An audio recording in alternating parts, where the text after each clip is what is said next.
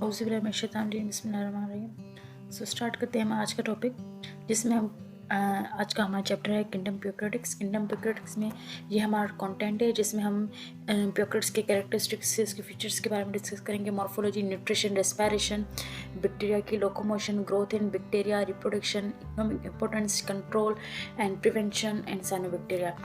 सो अगर हम कैरेक्टरिस्टिक्स की बात करते हैं तो कैरेक्टरिस्टिक्स में आ जाते हैं कि इनमें कौन कौन सी चीज़ें खासियतें।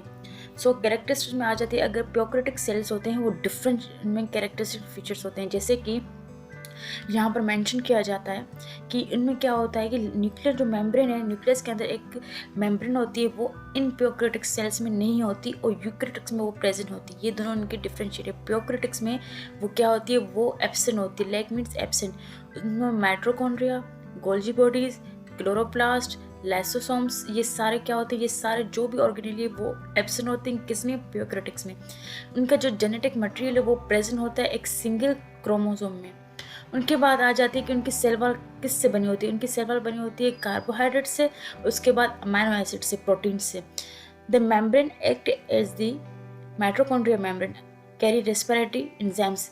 अच्छा, देखें कि इनमें माइटोकॉन्ड्रिया तो एब्सेंट है, लेकिन जो ऑर्गेनेल एब्सेंट है उनका तो काम, कुछ ना कुछ काम किसी न किसी और को तो करना पड़ेगा। सो वो ये चीज़ें कैसे होगी कि प्लाज्मा मेम्ब्रेन क्या करती है, वो एक्ट करती है कैसे, जैसे कि वो लाइक माइटोकॉन्ड्रिया का काम करती है। ठीक है, और माइटोकॉन्ड्रिया का काम क्या है कि कैरी करती है रेस्पिरेटरी एंजाइम से। तो माइटोकॉन्ड्रिया का काम कौन करता है? वो करता है प्लाज्मा मेम्ब्रेन। ठीक है, क्योंकि माइटोकॉन्ड्रिया इनमें एब्सेंट होती है। उसके बाद आ जाते हैं कि इनमें प्यूक्रेटिक्स में एसेक्सुअल बाइनरी फिजन होती है। एसेक्सुअल, उसके बाद सेक्सुअल मोड अगर इनका आ जाता है तो सेक्सुअल में हम ट्रांसडक्शन के बारे में डिस्कस करते हैं, ट्रांसफॉर्मेशन के बारे में और कॉन्जुगेशन के बारे में डिस्कस करते हैं। उसके बाद आ जाते हैं state characteristics of features of archaebacteria. अच्छा, आर्ची बैक्टीरिया वो जो ना लाइक इनिशियल जो बैक्टीरिया थे, ये वो बैक्टीरिया जो उन कंडीशंस पे रह सकते हैं जहाँ पे ज़्यादा लाइक गर्मी हो, एसिड हो, या कोई साल्ट एरिया में।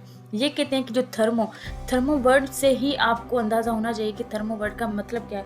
थर्मो वर्ड का मतलब है कि इट्स मीन्स कि थर्मो मीन्स हीट।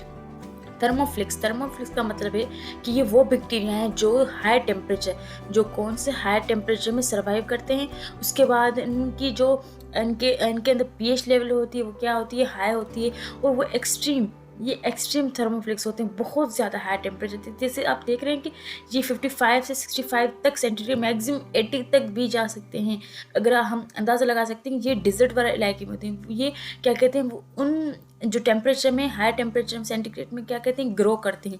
उनके बाद आ जाते हैं कि अदर एक्सट्रीमोफ्लिक्स लाइक अच्छा, कुछ होते हैं हेलोफ्लिक। हेलो का मतलब क्या होता है? हेलो का मतलब होता है salt, it's means salt loving. ये वो बैक्टीरिया होते हैं कि जो साल्ट लविंग होते हैं। इट मीन्स कि जो ओशन, आप लोगों ने सुना होगा कि इस ओशन का पानी तो बहुत साल्टी है, तो ये क्या कहते हैं, ये उन इलाकों के आसपास रहते हैं। उसके बाद आ जाती है एसिडोफ्लिक्स। एसिडोफ्लिक्स से क्या मुराद है? एसिडोफ्लिक्स से मुराद है कि एसिड लवर। ठीक है, ये उन इलाकों में होते हैं जहाँ पर एसिड ज़्यादा हो। एसिड से मुराद हो गार्बेज जो नहीं होते, जो क्या कहते हैं कि गंद हो या ज़्यादा ऐसी चीज़ें हों, उनमें क्या, ये उन लाइक जगहों पर पाए जाते हैं। इसको कहते हैं या एसिडिक हो, जिसकी पीएच ज़्यादा हो, तेज़ाबियत वाली जगहों पर ये ज़्यादा क्या कहते हैं, पाए जाते हैं। और ये सारे कौन से किसके मेंबर्स हैं? ये आर्ची बैक्टीरिया के मेंबर्स होते हैं। ठीक है, थैंक यू सो मच।